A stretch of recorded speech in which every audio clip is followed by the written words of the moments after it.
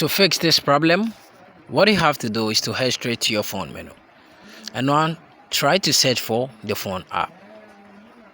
So when you find the mobile app, what you have to do is to tap on it with your finger for some while. Tap on application details. Now tap on notifications. Make sure the show notification is still on.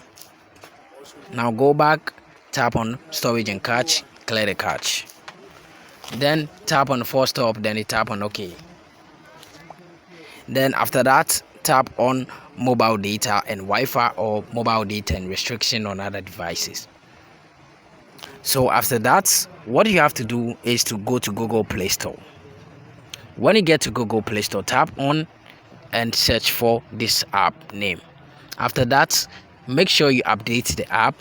Then after updating the app, tap on your power button for some while, and when this appears, try to push it over here, and this is going to fix the problem. Thank you for watching this video. Don't forget to subscribe.